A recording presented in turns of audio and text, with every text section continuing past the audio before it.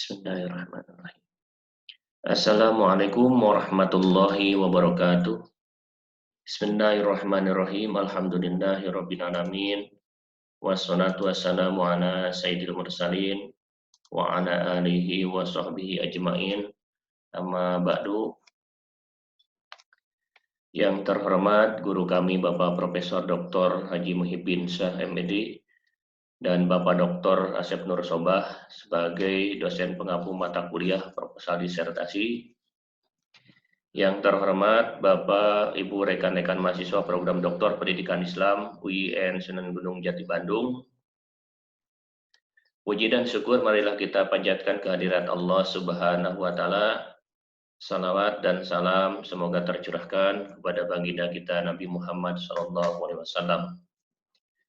Bapak Ibu yang terhormat, mohon izin dengan ini saya akan coba menyampaikan rencana penelitian disertasi saya dengan judul Optimalisasi Pengelolaan Perguruan Tinggi Keagamaan Islam dalam rangka mendukung peningkatan indeks pembangunan manusia di bidang pendidikan.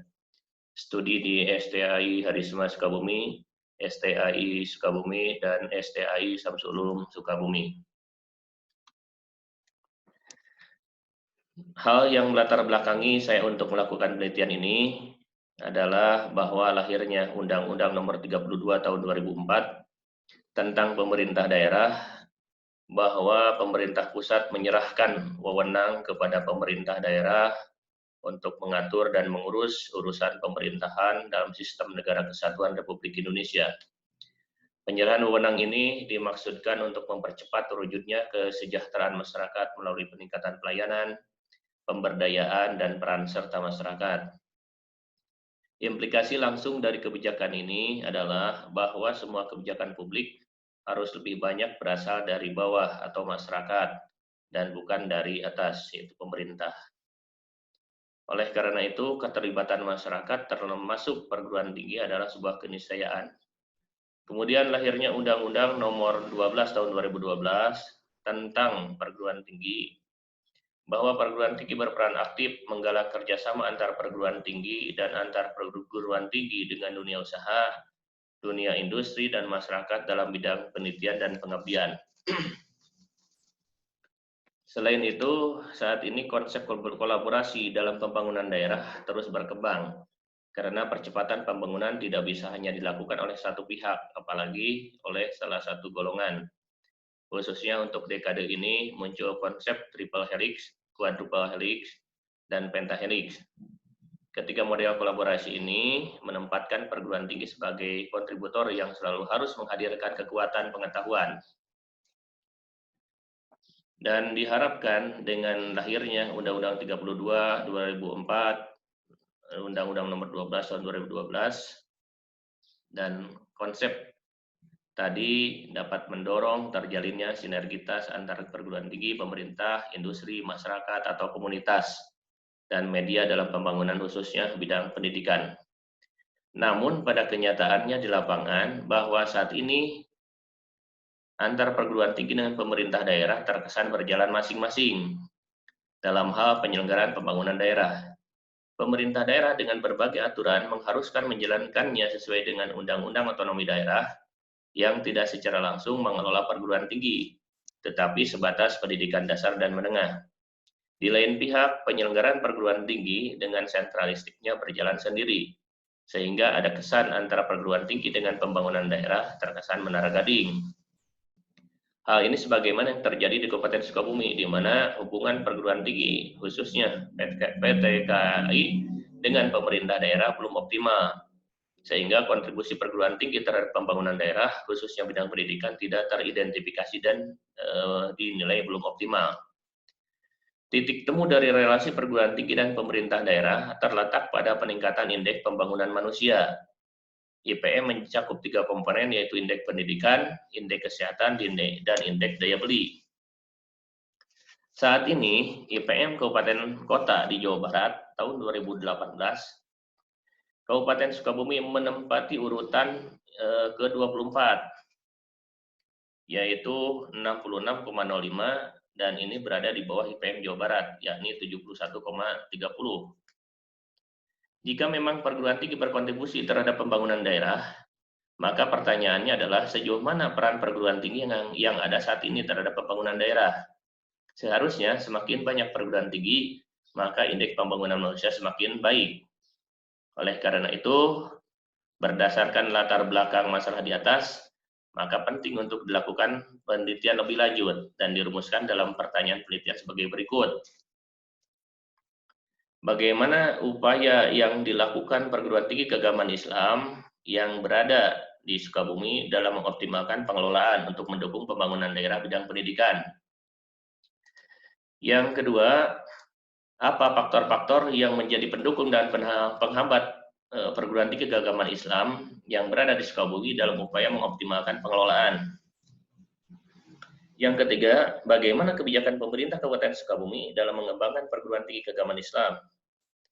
Yang keempat, bagaimana kerjasama yang telah dilakukan perguruan tinggi keagamaan Islam Sukabumi dengan pemerintah daerah untuk mensinergikan program dalam rangka mendukung pembangunan daerah bidang pendidikan? Yang kelima, usaha-usaha apa yang perlu dilakukan untuk mengoptimalkan pengelolaan dan penyelenggaraan perguruan tinggi keagamaan Islam dalam rangka mendukung pembangunan daerah di bidang pendidikan di Kabupaten Sukabumi? Kemudian bagaimana efektivitas pengelolaan dan penyelenggaraan perguruan tinggi keagamaan Islam dalam rangka mendukung pembangunan daerah bidang pendidikan di Kabupaten Sukabumi? Adapun tujuan dari penelitian ini adalah yaitu untuk menganalisis tentang satu, upaya-upaya yang dilakukan perguruan tinggi keagamaan Islam yang berada di Sukabumi dalam mengoptimalkan pengelolaan untuk mendukung pembangunan daerah bidang pendidikan. Yang kedua, faktor-faktor yang menjadi pendukung dan penghambat perguruan tinggi keagamaan Islam yang berada di Sukabumi dalam upaya mengoptimalkan pengelolaan. Yang ketiga, kebijakan pemerintah Kabupaten Sukabumi dalam mengembangkan perguruan tinggi keagamaan Islam. Yang keempat, kerjasama yang telah dilakukan perguruan tinggi keagamaan Islam Sukabumi dengan pemerintah daerah untuk mensinergikan program dalam rangka mendukung pembangunan daerah bidang pendidikan.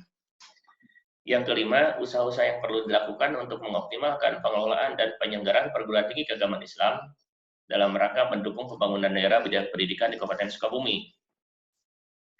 Dan yang keenam, efektivitas pengelolaan dan penyelenggaraan perguruan tinggi keagamaan Islam dalam rangka mendukung pembangunan daerah bidang pendidikan di Kabupaten Sukabumi. Adapun kegunaan penelitian ini, yang pertama secara akademis, hasil penelitian ini diharapkan dapat ditemukannya model pengelolaan perguruan tinggi keagamaan Islam yang dapat mendukung pembangunan daerah bidang pendidikan. Yang kedua, secara praktis hasil penelitian ini diharapkan memberikan sumbangan atau masukan bagi seluruh stakeholder terkait dengan pengelolaan perguruan tinggi, terutama perguruan tinggi keagamaan Islam yang dapat mendukung peningkatan indeks pembangunan manusia, khususnya bidang pendidikan. Adapun kerangka berpikir sebagai berikut, peta konsep hubungan antara pendidikan tinggi dengan pembangunan daerah dapat dilihat dalam gambar berikut. Terdapat dua asumsi dalam peningkatan pendidikan, yaitu yang pertama, pengelolaan pendidikan tinggi yang dapat mendukung pembangunan daerah akan sangat dipengaruhi oleh dua faktor, yaitu proses manajemen yang meliputi perencanaan, pelaksanaan, dan evaluasi, dan sumber-sumber yang tersedia seperti money, dan material. Yang kedua, pendidikan tinggi yang efektif akan menghasilkan kepuasan stakeholder termasuk para pelaksana. Kemudian, sejalan dengan asumsi di atas, maka peneliti mengajukan kerangka berpikir sebagai berikut. Yang pertama, kebijakan pengelolaan pendidikan tinggi merupakan sebuah sistem yang mencakup berbagai komponen terkait. Pada saat yang sama, kebijakan pengelolaan pendidikan tinggi pun merupakan subsistem dari sistem yang lebih luas. Dalam konteks politik pemerintah daerah, pelaksanaan kebijakan pengelolaan pendidikan tinggi terkait dan dipengaruhi oleh konteks kebijakan otonomi daerah. Yang kedua, kebijakan otonomi pendidikan tinggi pun merupakan hubungan tarik-menarik antara tuntutan dan dukungan, yaitu antara tuntutan pengelolaan pendidikan tinggi yang transparan, akuntabel, dan partisipatif di satu pihak, dengan dukungan kapasitas pendidikan dalam menyusun, merumuskan, dan menetapkan rencana induk pengembangan, renstra, kompetensi tenaga pendidik dan tenaga kependidikan, dan sebagainya di pihak lain. Secara umum, sebagai jawaban sementara penelitian ini, tuntutan dan dukungan ini menentukan mekanisme tarik-menarik antara isi kebijakan dengan konteks kebijakan. Sehingga hasil implementasi kebijakan akan bervariasi dari satu pendidikan tinggi dengan pendidikan tinggi lain di satu daerah. Dalam konteks ini, pengelolaan perguruan tinggi keagamaan Islam berada dalam hubungan tarik-menarik antara tuntutan prinsip sentralistik dan desentralistik. Kemudian metodologi penelitian ini terdiri dari pertama pendekatan dan metode. Adapun pendekatan yaitu menggunakan pendekatan kualitatif dengan metode deskriptif analisis. Yang kedua, jenis dan sumber data. Jenis data yaitu data kualitatif yang berupa kata-kata dan tindakan. Sedangkan sumber data terdiri dari sumber data primer dan data sekunder. Data primer adalah data yang dihasilkan dari hasil penelitian lapangan langsung dari narasumber atau orang yang diwawancara, kemudian jadi observasi dan berdasarkan dokumentasi. Kemudian data sekunder yaitu berupa jurnal, buku, majalah, koran, dan lain-lain yang ada kaitannya dengan penelitian. Kemudian teknik pengumpulan data yaitu menggunakan teknik observasi, wawancara, dan dokumentasi. Adapun prosedur analisis data yaitu pertama unitiasi data, kategorisasi data ya atau kategori data, dan penafsiran data. Sedangkan yang terakhir prosedur dan teknik pemeriksaan uji keabsahan data. Yang pertama perpanjangan keikutsertaan, ketekunan pengamatan, triangulasi, pengecekan teman sejawat, kecukupan referensi, analisis kasus negatif, pengecekan anggota, uraian rinci, auditing untuk kriteria kebergantungan, auditing untuk kriteria kepastian. Mungkin itu yang perlu kami sampaikan, dan mohon kiranya kesediaan dari Bapak Ibu sekalian untuk memberikan masukan dan arahan terhadap rencana penelitian ini sehingga penelitian yang akan dilakukan nanti dapat berjalan dengan tepat dan benar. Demikian yang dapat kami sampaikan. Mohon maaf apabila ada kesalahan. Terima kasih. Billahi taufiq wal hidayah. Assalamualaikum warahmatullahi wabarakatuh.